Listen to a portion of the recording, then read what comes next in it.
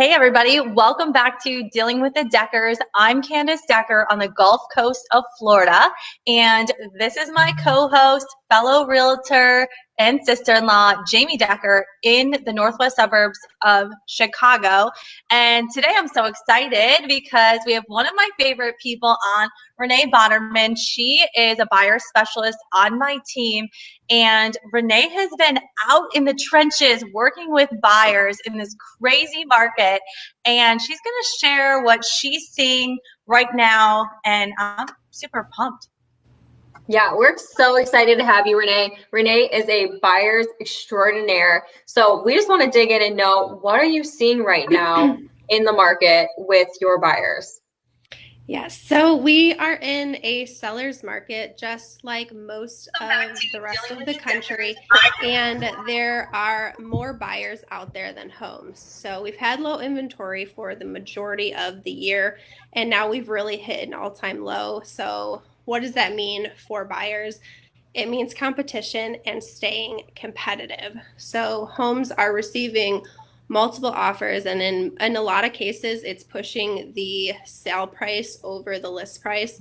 And what I've recently seen with my buyers that were writing offers is the fewest amount of contingencies and the quickest close is what's winning the bids out there right now. So really staying competitive as a buyer, having your financing figured out before you're writing. So whether you're needing to get a loan or you're having cash, have that readily available, have your pre-approval before you're even going out. And that might mean coming in at your highest and best with your first offer. So if you're sitting on a table with 1, 2, or 3 offers, sometimes the sellers are not even negotiating and they're just picking an offer. So coming in at your highest and best out of the gate, that's what I'm seeing working right now. So it's not all bad news. Mortgage rates are still really low. So if you are a buyer and you're still looking, don't be discouraged. It might take a little bit longer, but it's still a good time to buy. Yeah. How are you prepping buyers right now? Because, we want to make sure that they know what's happening so that they're not getting into these situations and being surprised. I let them know at the very beginning it's a competitive market. Just be ready for multiple offers. You're probably not going to get the first house you see. We try to not see a million houses for that reason. But it is taking a little bit longer. We're having to go out multiple times just because we're putting in multiple offers, and sometimes it's the third offer we write before it's getting accepted. So again, having the least amount of contingencies and not asking for other concessions at closing, and really being just a flat highest and best is really what's working right now. And how are you preparing, especially first-time buyers? What I run into with first-time buyers is they think that if they offer list price or even over list price, that they're overpaying for the home, just because they think, oh, I've never done it before, negotiating, why would you come in at asking price? So how do you prepare them to make a strong offer, like you said, and get past that kind of aversion to offering list price? Yeah, so really relating to them and saying, listen, everyone's looking for a good deal. The seller wants to make the most amount of money and you want to pay the least amount. And so we try to find a happy medium and making sure that they're comfortable with numbers going into it and understanding that home values are still increasing. And on the second half of this year, we've really seen an increase, sometimes up to 5% in some of the areas down here in Fort Myers. And knowing that you will have an appraisal if you have a loan, you can see what the house is worth. And in many cases, the home values are going up. So just explaining to them, like, we won't offer a significant amount over, but when you're looking at the amount you put in as an offer, if it's a little bit over, it can sometimes only affect your monthly payment a couple dollars.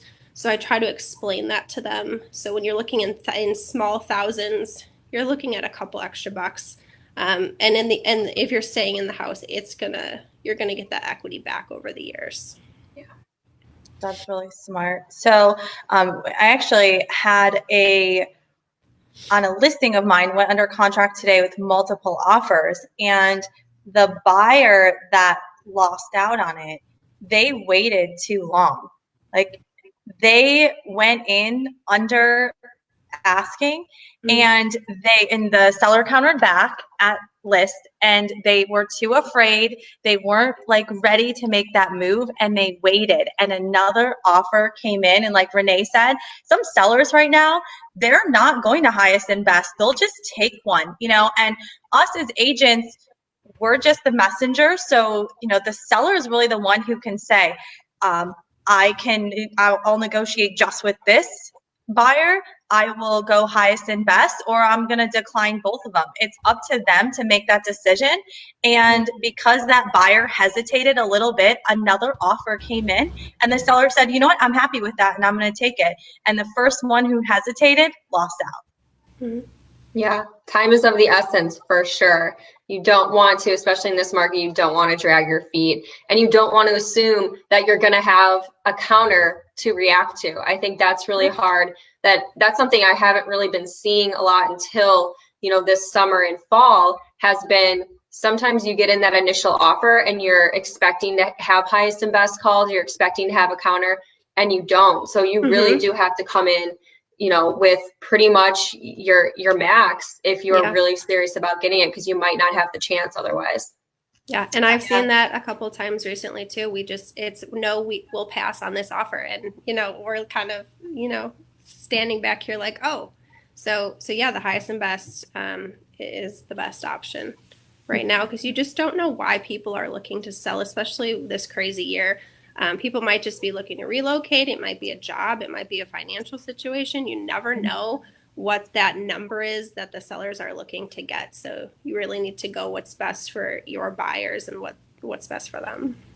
Yeah, and I think it's also important too, like if you do have the time, you're not rushing to put together an offer in 10 minutes, to try to get it in by a deadline or something, to try to understand from the buyer or the listing agent's perspective what's important. If you can get any of that information, what's most important to the sellers, because sometimes it's surprising. Like, obviously you always assume price, but sometimes it's a closing date. Like, if you're willing to have like a 60-day escrow and everyone else is trying to get in and 35 or 40, and you're a little bit more flexible, like that could win it for you. So something as simple as that a lot of people don't always think about, but we don't always have the luxury of time to be able to try to get a hold of the listing agent when you're trying to get in an offer by some sort of deadline. But that's always the ideal, I think.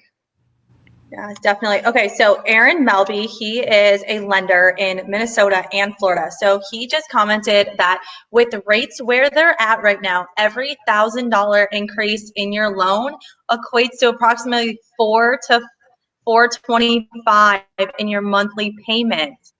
So really, let's say one less Starbucks run. That's all it is. A $5,000 difference in a purchase price is only going to be $20 a month. So closing I had today, the buyer offered $10,000 over list.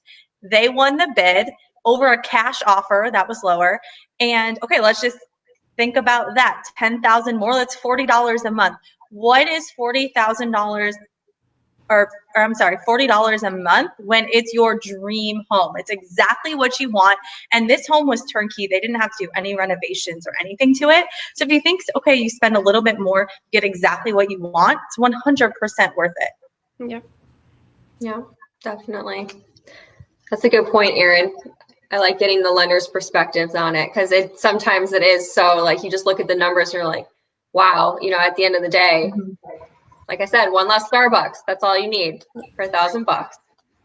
And explaining that to buyers too, because we might know that, and we sometimes forget to. It's not a big deal, and the normal people out there looking for a home don't know this. So really working with the right person to explain that to you is really important. Yeah, I think having a good lender is so crucial right now. As on the listing side of things, when I have offers coming in from buyers who have pre-approvals through like a big box bank that I know are doing a lot of refis right now and are not prioritizing sales and have one example, I had one where the closing was pushed out by 60 days because the file was just stuck on somebody's desk for 60 days. And I don't want my sellers to work with that bank again. So, making sure that you're working with somebody who's going to be able to close it and close it on time and who has a really good reputation, that goes a really long way. Mm-hmm. And that's one thing I think a lot of buyers don't know, or a lot of buyers agents don't communicate to their buyers, is as listing agents, or I guess as a good listing agent, you're calling the lenders when you get offers in. You're calling the name and number on that pre-approval form to ask them, how solid is this? Can you hit these closing dates? How are your, how backed up are you? Can you get this done? And that can go a really long way in making the listing agent and the sellers feel comfortable, especially if a lot of the offers are kind of apples to apples. They're very similar in price. They don't have contingencies. So how do you make a decision? It may even come down to the lender that is most communicative is answering their phone on a Saturday afternoon when you're reviewing offers, and makes you feel really comfortable and at ease that they've got it handled. Yeah, and we're actually asking buyers, so if they aren't pre-approved by our preferred lenders and they come in with a bank or lender we've never heard of, we ask those questions like, are they responsive on nights, weekends, or are they only 8 to 5? Because, hey, look, when we need things done, it's usually after 5 o'clock. Mm-hmm. And on the weekends. I know Renee, she's always calling me on the weekends. Hey, I'm out showing this property. I need to write this offer right now. And it's Saturday at 3 or 4 o'clock. Who are we going to get a hold of? Because if it's somebody at a big box bank that only has an office phone, we are not getting a hold of them until Monday. And in our market right now, Monday is not good enough. Mm-hmm. Yeah, definitely. What else are you seeing right now, Renee, as far as, what your buyers are running into, and what, like, any success stories that you've had that, we beat the market finally. I know especially some buyers have probably put in 2-3 offers before they've gotten something accepted. So, really right now it's timing and just having that house come on and doing our job in knowing the new listings when they come on. So checking the MLS, see what's coming on, not waiting for an automated email to send out those properties to our clients, but having knowledge of this was just listed, let's go see it right now, is something that's really helping find the house that we've been waiting for. And another success would be, we have a template that we send out with offers. It's formatted. It has all of the meat and potatoes of the offer in the email. So it's right there in front of the other agent's face. And I also include if it's for a loan, I include our lender's information. So that alone, we were the same exact offer price. They had already negotiated with the other offer to get to that price. We came in highest and best out of the gate, and they told us they chose our offer because of the way it was presented and because it was highest and best. And they didn't have to pull our leg to get to that number, and they knew our buyer was serious. That is a pet peeve for mine, when I just get an offer sent to me, like from DocuSign or .loop automatically, and it doesn't have any cover as far as here's the details, look forward to working with you, you can reach me at this number. And I'm just like, I don't even know your email address. It just got sent from DocuSign. So I think that personal touch goes a really long way. Yep. So, it's just our presentation package, and we're not delivering these in person, but we try to make it as personable as possible and put it in a pretty email. And well, we want them to know, like, we're really easy to work with, and we're going to show you that from the start. Like, we're going to make this so easy for you. Our team is awesome. We're going to be communicative.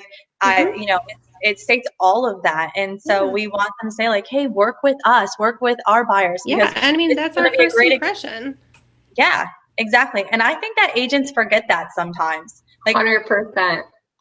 Everyone wants to be the hard ass negotiator, which you need to be for your clients. Yeah. But at the end of the day, the other agent is going to be somewhat advocating and kind of, you know, communicating the different offers. And if you're a pleasure to work with and they think you're going to make a smooth transaction, I mean, that's just the cherry on top of a strong offer. But I agree. I think way too many people forget that and are just trying to, you know, be the toughest negotiator, and it can leave a sour taste in the mouth of the other agent. Yeah. It can. And also, you know, past negotiations, when we work with, I mean, we work with a lot of different agents, and you remember which agents were professional, were a pleasure to work with, who were communicative. We don't forget that. I mean, in our town, there's 7,000 agents, but there's really only, you know, maybe 200 who are super active. And so we know who they are, and it does make a big difference. And when we do need them later on, let's say that we work together again, hey, that could potentially help our buyer's offer get accepted. If they know how easy we were to work with, that's going to go a long way. So I agree. If you're going to be in this business a long time, you should be nice to everybody. It's important. Exactly. That's just good advice overall in life. Just be nice, right? Yeah. Let's be nice. I agree. Well, but you know, when you have good relationships with other agents in the market, you also get opportunities to see things before other agents might, and that goes a long way too. Because when the market is so hot, if we know that something's coming on the market the next day, or you know, they post something on their social media, we might be able to get our buyer in early. Yeah. And not even have it hit the MLS. So those relationships are super important. Yeah, definitely. Well, if anyone has any questions about the current market, whether you're in Florida or Illinois, especially if you're a buyer and what the current market means for you, definitely get in touch with us. And if you're interested in getting pre-approved and starting that process, we can connect you with some great lenders. So we will catch you on the next Dealing with the Deckers. Thanks, Renee. Thanks. Bye.